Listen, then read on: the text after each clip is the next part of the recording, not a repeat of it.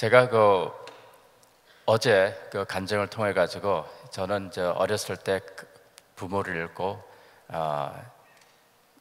어머니하고 아버지하고 그리고 제 동생하고 함께 살았죠. 그 가정이 이렇게 파괴되면서 저하고 제 동생이 홀로 남게 되었고, 그 다음에 제 동생마저 누군가 데려가서 제가 길가에 홀로 이렇게 자랐습니다. 그래서 홈레스 키드, 거리를 헤매면서 뭐 주워 먹고 뭘 주는 사람들이 그 음식을 통해서 제가 이렇게 끼니를 채우고 동전을 주워서 먹기도 하고 그랬죠. 그러다가 어느 신사분이 저를 고아원에 데려갔죠. 거기서 제가 다른 고아원으로 트랜스퍼돼서 홀트 고아원에 들어가서 홀트 할아버지를 처음 만나게 되었고, 버타 홀트 여사님을 처음 만나게 되었고, 거기서 제가 8년을 살았어요. 그래서 고아 생활을 제가 8년을 했는데, 그러다가 제가 14살 되던 해 미국으로 입양이 되었습니다. 입양이 돼가지고 그동안 제가 받지 못한 그 사랑, 그리고 제가 친아버지로부터 이렇게 정말 사랑을 받지 못한 그 학대받던 그 아버지의 그 안 좋은 인상, 그 모습, 이것을 완전히 지워버리게 하시는 이 모리슨 아버지, 그의 사랑이 얼마나 컸는지, 그분의 덕분으로 제 아픔이 모두 치유가 되었고, 정말 그 이상으로 이제 가정에 필요한 아이들을 위해서 제가 일을 할 수 있도록, 사역을 할 수 있도록 하나님께서 은혜를 베풀어 주셨습니다. 그런 가운데 아버지께서 저를 불러서 하셨던 그 말씀, 우리는 너를 입양해서 너한테 도움을 주려고, 네가 부모가 필요했기 때문에 우리가 너를 입양했는데, 긴 세월을 살다 보니까 너를 통해서 우리가 훨씬 더 많은 축복을 받았다. 이런 참 감동스러운 말씀이 있었고, 또 얼마 후에 제가 LA로 나와서 직장에 들어가서 일하기 전에 아버지께서 또 한 번의 말씀, 아주 매우 충격적이고 평생 제가 기억에 남는 그 말씀을 해주셨는데, 아버지께서는 내가 이 세상을 살면서, 오랜 세월을 살면서 가장 대결정적인 결정 몇 가지를 잘 내렸다고 하셨습니다. 그것은 하나님을 믿는 것이 넘버 원 디시전이었다고, 제일 좋은 결정이었다고, 그리고 너 어머니하고 결혼하는 것이 두 번째로 제일 좋은 결정이었다고, 그리고 너를 우리 가정에 데려오게 된 것이 세 번째로 제일 좋은 결정이었다. 이렇게 말씀하셨을 때 얼마나 제가 가슴이 찡했고, 정말 아버지에 대한 그 사랑과 존경이 하늘로 올라가는 듯 했죠. 이 입양을 통해서 저는 저희 부모님을 통해서 엄청난 축복을 받았습니다. 근데 저뿐만 아니에요. 지금 한국의 해외 입양 역사를 보면요, 16만 5천 명, 한 16만 7천 명 그 정도의 아이들을 해외로 지난 60년간 한국에서 미국으로, 또한 유럽으로 이렇게 입양을 많이 갔습니다.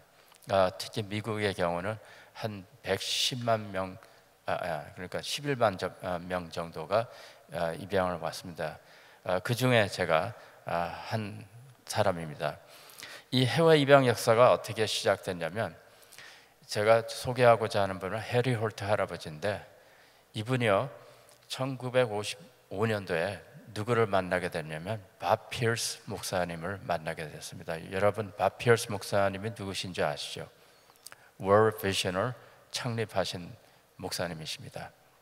그분이 6.25 동란 후 전 한국 국내를 이렇게 돌아다니면서 필름을 찍었어요. 어린 아이들이 길가에서 돌아다니면서 가정이 없이 이렇게 자라는 거, 고아원 시설, 이런 것을 피어스 박사님께서 돌아다니시면서 필름을 담아가지고 그걸 가지고 미국으로 들어왔어요. 그러면서 여러 도시를 다니면서 펀드레이징을 하는데, 오리건의 그 유진이라는 도시에 한 고등학교 강단에서 그 필름을 이렇게 보여주는데, 그 자리에 참석하신 분들이 누구냐면 해리하고 버타 홀트 부부였습니다. 이분들이 그 필름을 보고 한국 아동들이 한국에서 이렇게 서퍼하는 이것을 보고 너무나 가슴 아파가지고 우리는 크리스찬 부부인데 이 아이들을 위해서 무엇을 할 수 있겠는가, 이런 질문을 하기 시작해가지고 긴 스토리를 짧게 한다면 그 부부가 8명의 전쟁고와 아이들을 입양하기로 했습니다.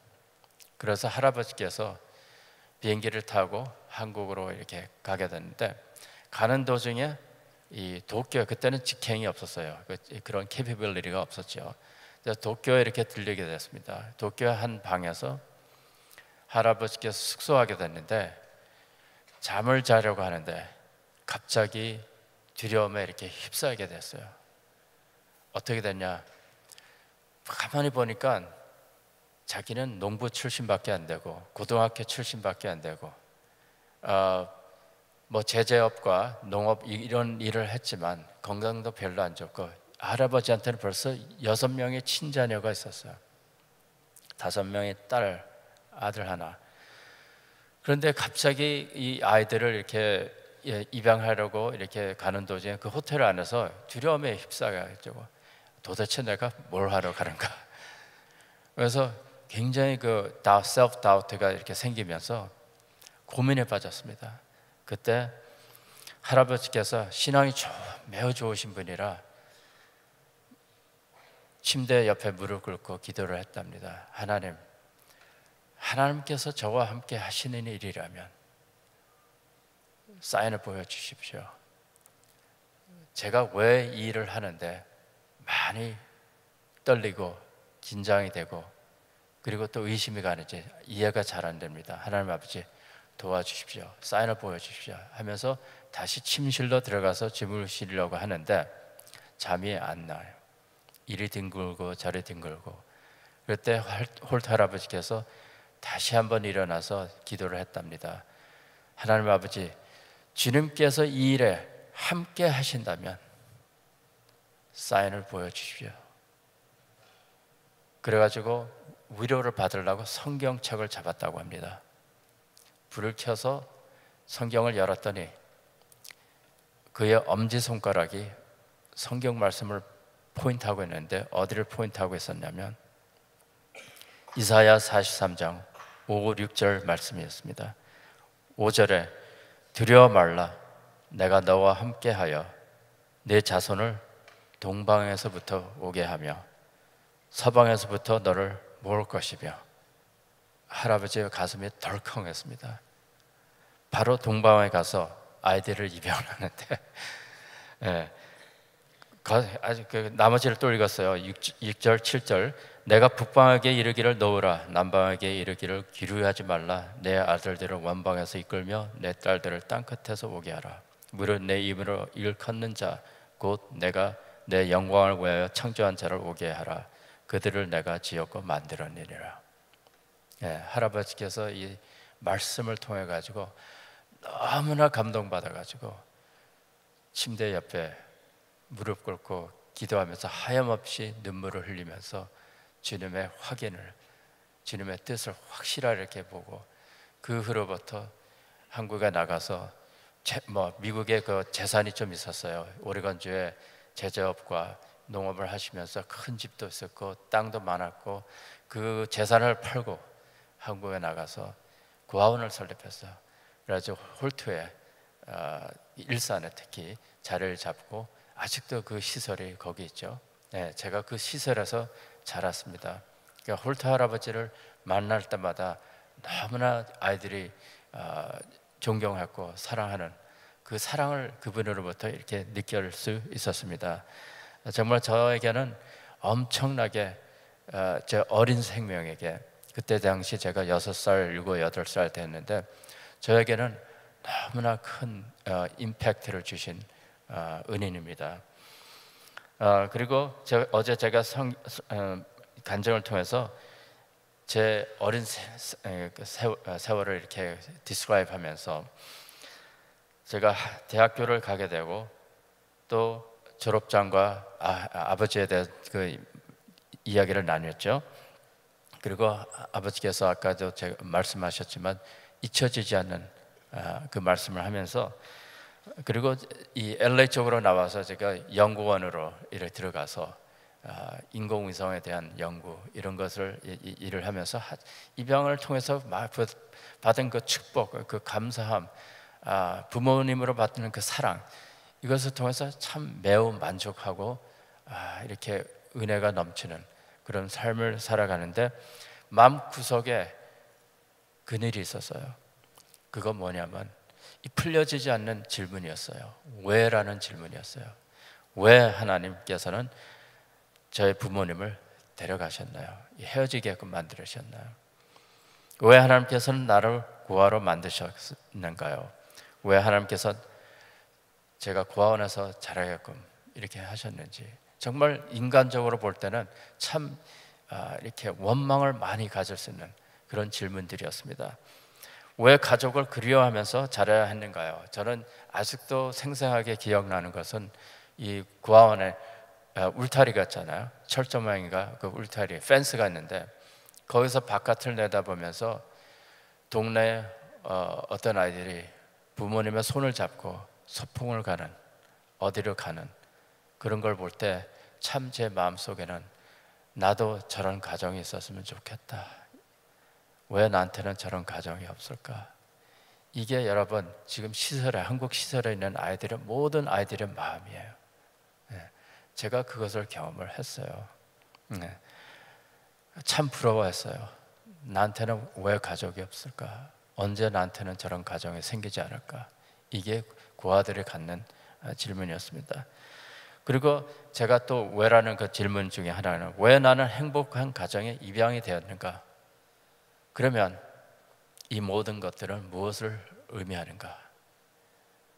그래서 제가 제 삶의 목적, 인생의 목적을 수년 동안, 그때 당시 제가 영락교회를 다니면서 교사 생활도 하고, 또 제가 빅브라더 프로그램을 통해서 아버지가 없는 한 아이를, 흑인 아이였어요. 빅브라더로 이렇게 섬기면서 그 아이를 8년 동안 제가 빅브라더를 되면서 주말마다 데리고 나가면서 같이 놀고 했습니다. 그런 가운데 이런 질문들이 계속 되풀이되면서 제 마음속에 좀 계속 그늘이 있었습니다. 그러면서 어떻게 하면 이것을 해결할 수 있을까? 그래서 제가 기도를 많이 했습니다. 영락교회 믿음의 선배들도 있었습니다. 제 직장에 특히 김철민 장로님이라는 분이 계셨습니다. 그분이 CMF 선교원의 그 대표인데요. 그분하고 많은 그 상담도 했습니다. 그러면서 계속 이렇게 기도를 통해서, 말씀을 통해서, 신앙의 선배들을 이렇게 멘토를 통해서 이 하나님의 뜻을 이렇게 찾게 되었죠. 이런 질문을 하면서, 그때는 제가 싱글이었어요. 그럼 나의 배우자는 어디 있는가? 그리고 이 김철민 장로님께서 하시는 그 결혼교실, 이런 것을 통해 가지고 그때 가서 제가 참 감명 깊은 그 진실을 배우게 됐는데, 혹시 젊은 여러분들 중에 결혼을 안 하신 분들, 이 프린시플을 한번 기억해 주세요. 3M 프린시플인데, 첫째 M은 마스터를 만나야 됩니다. 하나님을 만나야 됩니다. 두 번째 M, 미션을 발견해야 됩니다. 여러분들이 앞으로 어떻게 살아가야 할 그 미션을 발견해야 됩니다. 그리고 세 번째 M은 뭐냐면 메이트, 하나님께서 하나님의 시간에 여러분에게 좋은 메이트를 만나게 해주신다는 것입니다. 그때 제 정체성에 대해서도 혼란이 왔었습니다. 나의 이름은 스티브 모리슨, 백인 이름인데 얼굴과 몸은 완전히 한국 사람인데, 그때 그 바나나라는 이 정체성을 잃어가는 이 한국 사람들을 보고 바나나라고 이렇게 불렀는데, 겉은 노란데 속은 하얀 거예요. 그걸 제가 충분히 이해할 수 있게 되었습니다. 하나님은 뜻은 어디 있는가? 왜라는 질문에, 왜라는 그 질문에 대답은 어디 있는가? 많은 기도와 묵상을 통해서 어떻게 하면 하나님께서 내게 주신 비전을 발견할 수 있을까? 예, 이것이었습니다. 무엇을 해야 되나, 어떤 일을 해야 하나, 어떻게. 그 긴 세월을 통한 하나님의 응답은 바로 오늘의 본문 말씀이었습니다. 먼저 주의 나라와 주의 의를 구하라, 이것이었습니다. 그것을 어떻게 발견하게 됐냐면, 하루는 제가 기도를 하는데 하나님께서 갑자기 제 마음속에 어떤 생각을 심어주냐면, 네가 그 질문에 대한 그 궁금증이 그렇게 많냐, 너가 어렸을 때 고아가 되어, 부모를 잃고 고아가 되어 이렇게 자란 것은 우연이 아니다. 하나님의 뜻이 있으셨다고는 그런 확답을 제가 받았어요. 그러면서 하나님께서 저한테 질문을 하시는 거야. 그렇게 자라서 또 입양을 가서 그렇게 성공적으로 네가 그렇게 건강하게 잘 자랐다면, 한국의 아이들을, 가정에 필요한 아이들이 그렇게 많은데 너는 그 아이들을 위해서 무엇을 하겠느냐, 이런 도전의 질문을 제가 받게 되었습니다. 그때 그냥 가슴이 찡했습니다. 네, 바로 이것이구나, 하나님의 뜻이 바로 이것이구나, 이런 것을 제가 발견해야 되었습니다. 그것은 오직 제가 먼저 하나님을 먼저 주의 나라와 주의 의라는 것을, 그 사실을 깨달았을 때, 제가 제 믿음을 다시 헌신을 했을 때 하나님께서 알려주셨던 것입니다. 저는 이 비전을 발견하기 위해서 이 많은 젊은이들이 어디 가서 공부할까, 누구하고 결혼할까, 어떤 일을 할까, 어떤 사역을 할까, 이것을 가지고 고민을 많이 합니다. 심지어 어떤 선교지에 갈까, 이런 질문도 하죠. 이런 것들은 다 외부의 이 빅 휠에, 바퀴에 그 둘러 있는 것들입니다. 근데 그것을 주장하는 것을 뭡니까? 바로 스포크, 중심에 바로 하나님이 계신다는 것을 우리가 알아야 됩니다. 그래서 젊은이들은 이 바깥의 것들을 먼저 찾는데, 그것이 아니라 우리가 정말 주의 나라와 주의 의를 구한다면 바로 스포크, 중심에 계시는 하나님을 먼저 비전으로 삼아야 된다는 그 사실입니다. 그것을 꼭 알고 그 사실을 알 때 하나님께서 우리에게 또 다른 비전을 주십니다. 그래서 제가 만들어낸 말이 뭐냐면 primary vision 그리고 secondary vision. primary vision, 첫째 되는 비전은 뭐냐면 하나님 자체를 비전을 먼저 삼자. 그래야 하면 이 모든 것을 더하시리라. 이것은 바로 하나님께서 저희들에게 주시는 secondary vision을 뜻하는 것입니다. 비전에 대한 많은 데피니션이 있어요. 훌륭한 분들이 비전에 대한 많은 말씀을 나눴습니다. 여러분들이 아시는 그 빌 할베르스 목사님, 윌로우 크릭 2주 전에 제가 다녀왔는데, 거기에 he said this: vision is a picture of the future that creates passion in people's heart. 그러니까 비전은 미래의 그림을 볼 때 사람들에게 열정을 일으키는 것이다. 아주 너무나 멋있는 말씀이죠. 그리고 또 이 걸리버 트래버스라는 그 이야기, 걸리버의 이야기를 쓰신 그 조나탄 스위프트라는 아주 유명한 작가는 뭐라고 말씀하셨냐면 Vision is the art of seeing the unseen. 비전은 보이지 않는 것을 보는 예술이다, 이렇게 말씀하셨습니다. 또 여기에 그 스티븐 와이즈라는 사람은 Vision looks inward becomes duty. Vision looks outward becomes aspiration. Vision looks upward and becomes faith. 아주 참 멋있는 말입니다. 비전은 안으로 볼 때 의미감을 심는다. 밖으로 볼 때 꿈을 본다. 위로 볼 때 믿음이 생긴다. 이런 훌륭한 이 비전에 대한 데피니션들이 참 많긴 합니다. 그렇지만 비전에 대한 저의 레코멘데이션은 바로 이렇습니다.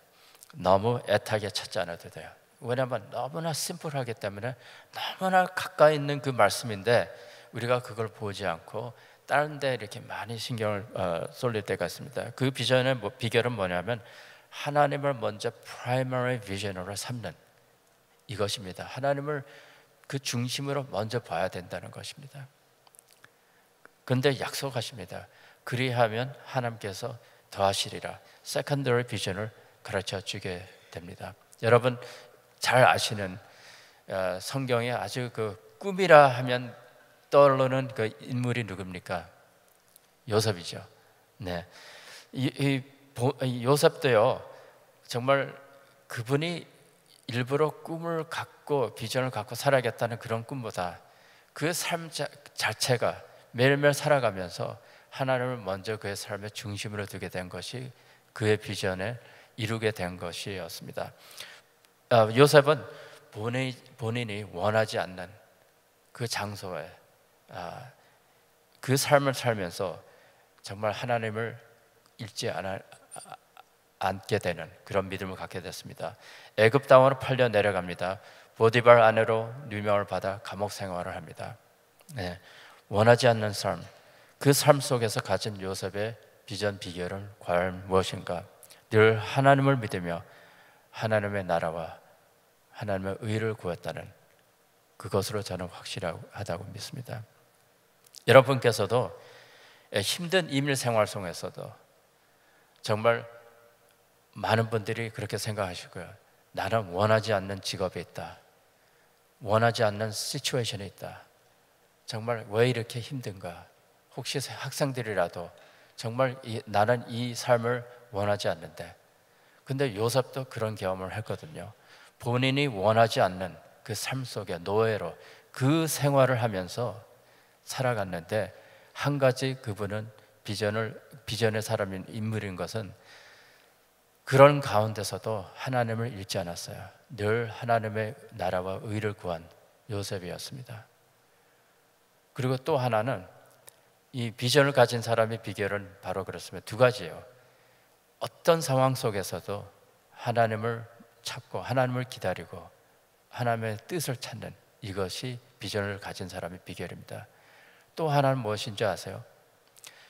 그런 unfavorable한 그 environment 속에서, 그런 안 좋은 환경 속에서도 원치 않는 장소에, 원치 않는 나라, 원치 않는 상황이 있었지만 그런 가운데서도 활짝 피었다는 겁니다. 그래서 미국의 속담이 있어요. Bloom where you are planted.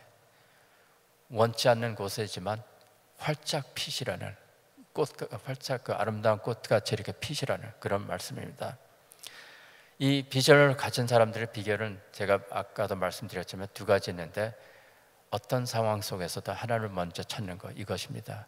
그리고 두 번째로는 원치 않는 환경이지만 최선을 다해서 여러분이 살아갈 때 그것으로 통해서 정말 그 심어진 것에 이렇게 활짝 필 때 그 받는 축복, 이루 말할 수 없습니다.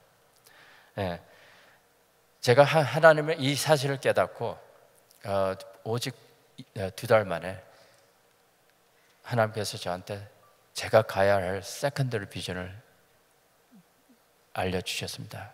그 세컨더리 비전은 뭔가? 한국의 입양을 홍보하여 많은 아이들이 가정에서 자랄 수 있도록 입양 홍보를 하는, 길을 열어주는 그 사역을 시작하게 됐습니다. 1999년도 한국 입양 홍보회, 즉 영어로 말한다면 Mission to Promote Adoption in Korea 해가지고 약자가 MPAK입니다.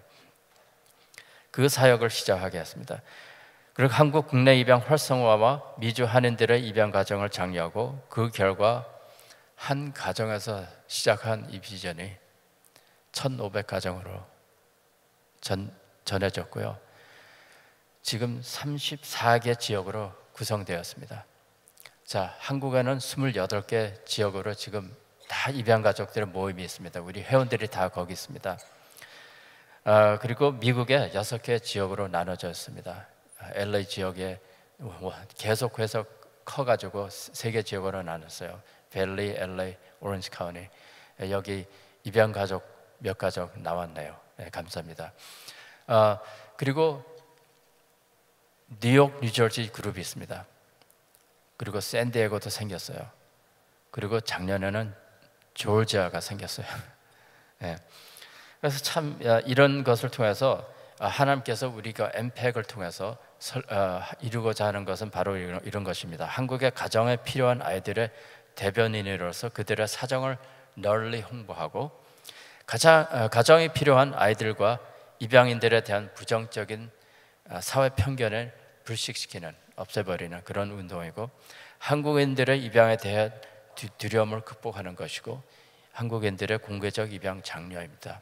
네, 이런 사역을 파워포인트 차트 올려주실래요? 네, 사진 몇 개를 이렇게 올리고 싶은데,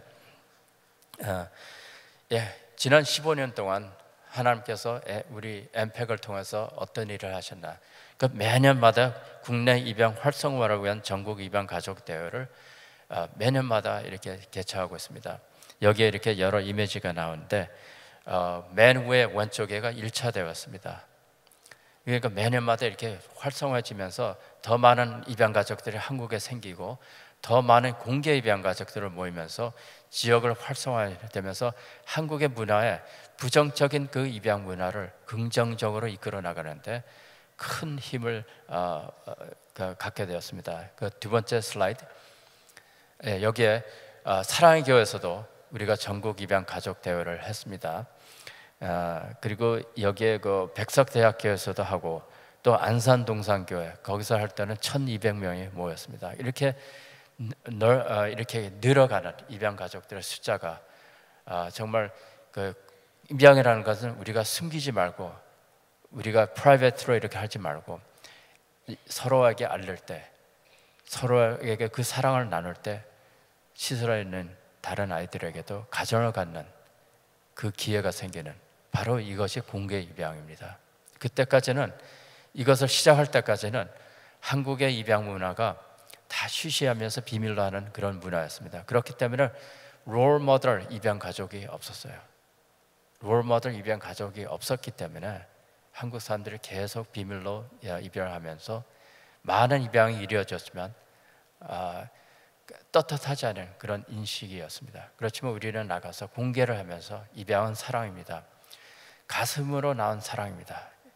이렇게 배로 나올 수도 있는 사랑이 있고, 입양은 바로 가슴으로 낳는 사랑입니다. 이런 메시지를 많이 외쳤습니다. 마지막 슬라이드는 여기에 미국 한인들이 나서서 입양을 많이 합니다.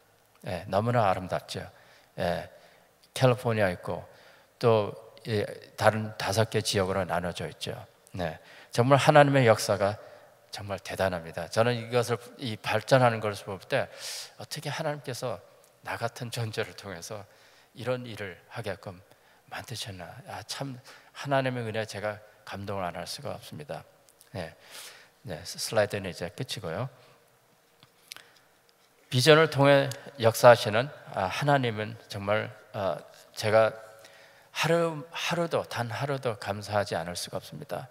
한국의 부정적인 입양 문화가 긍정적으로 많이 변화되었고요.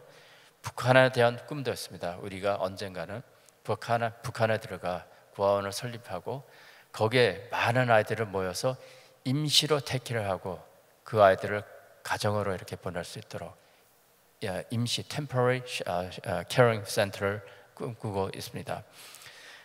한국 사회, 특히 한국 내 교회 중심으로 일하는 고아 사역 활성화에도 꿈을 갖고 있습니다. 이것은 엄청난 일입니다. 이 교회 중심으로 한다는 고아 사역. 지금 한국에 어떤 일이 벌어지는지 아세요?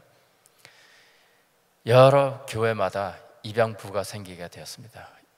고아 입양 사역부가 생기면서 대표적인 교회가 어디냐면 부산 호산나 교회. 여러분 최용증 목사님을 지난 가을 때 만나셨죠? 부흥회를 통해서. 그 교회에서 41가정이 51명의 어린아이들을 입양했습니다. 지난 15년 동안. 엄청나죠?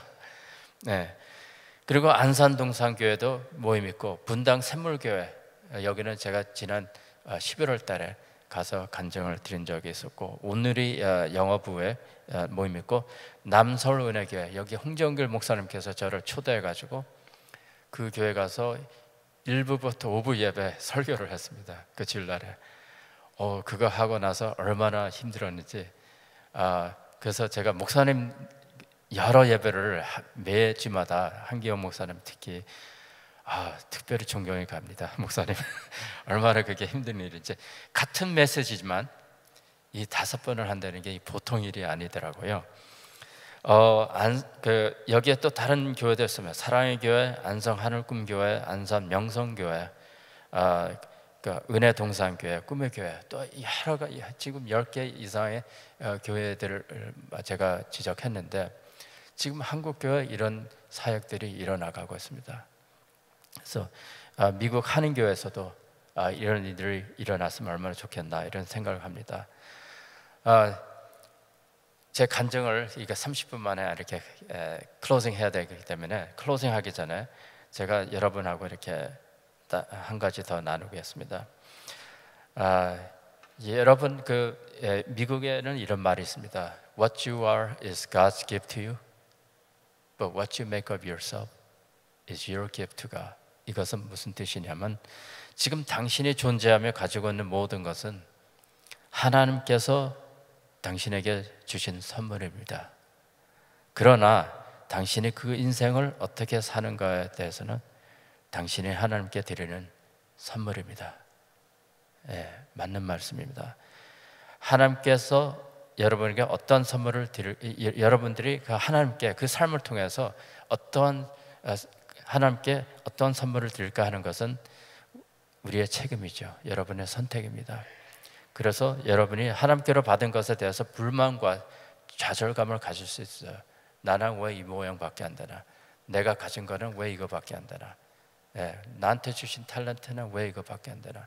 그렇지만 그 반대로 정말 저는 이해가 안 됩니다. 하나님. 그렇지만 하나님께서 주신 은혜라고 믿습니다. 제가 최선을 다해서 제가 하나님께 최선의 선물을 드리겠습니다. 이것도 여러분의 선택입니다. 결론을 내립니다. 먼저 주의 나라와 주의 의를 구하라. 그리하면 이 모든 것을 더하시리라. 그랬죠? 네.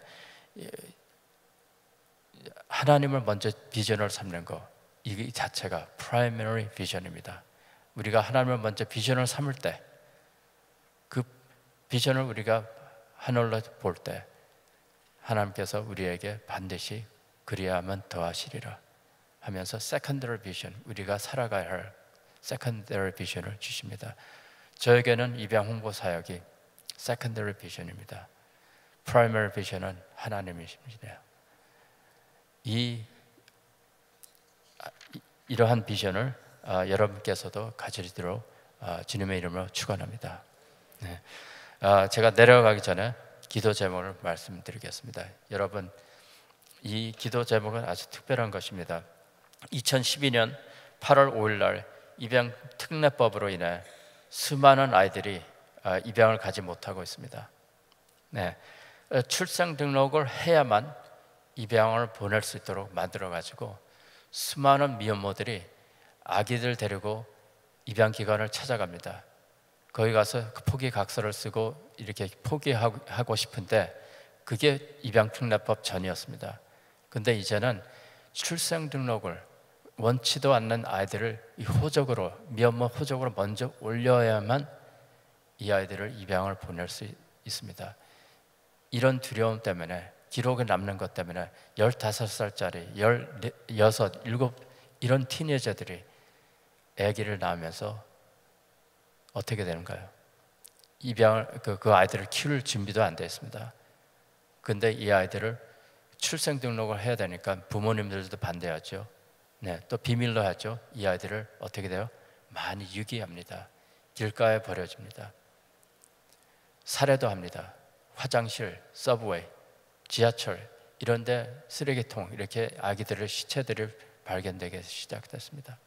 그러면서 또 최근에는 베이비박스라는 데 많은 아이들을 맡깁니다. 거기에 작년에 252명의 아이들이 포기됐습니다. 이 입양특례법을 통해서 연간 한 1,400명의 국내에, 이 해외 입양 말고 국내 입양만 한 1,400, 1,500명이 되었던 그 입양이요 절반 이하로 줄어들었어요. 그리고 많은 미혼모들이 레이터머로도 어보션을 합니다. 낙태를 합니다. 왜? 출생 등록을 면하기 위해서. 여러분, 그렇지만 그 한국 정부에 많은 컴플레인트를 했어요. 입양특례법 재개정을 해야 됩니다. 재개정해야 됩니다. 이렇게 얘기를 했는데도 불구하고 한국 보건복지부는 이것을 무시하고 있어요. 핑계를 다른 데도 올려. 왜냐? 법을 그분들이 만들었기 때문에 그분들이 만든 법은 책임을 안 지려고 해요. 여러분 기도해 주세요. 하루속히 이 아이들이 이 법이 재개정되어 가지고 하루속히 이 아이들이 가정에 가서 자라도록. 이 아이들이 그렇게 벌어지면요 입양도 안 돼요. 기록이라는 그 자체가 없기 때문에. 그래서 시설로 가요. 지금 서울의 시설은 포화 상태래요. 아기들이 흘러넘쳐 가지고 지금 지방으로 내려 보내고 있다고 합니다. 여러분 기도해 주세요. 국회의원들의 마음을 감동시키고 또 보건복지부 관계자들을 감동시키고 정말 이 아이들을 위해서 이 입양을 막는 법이 돼버려서 입양을 알선하는 활성화하는 그런 법이 아니고 여러분 아동들을 위해서 입양특례법이 재개정될 수 있도록 여러분 꼭 기도 부탁드립니다.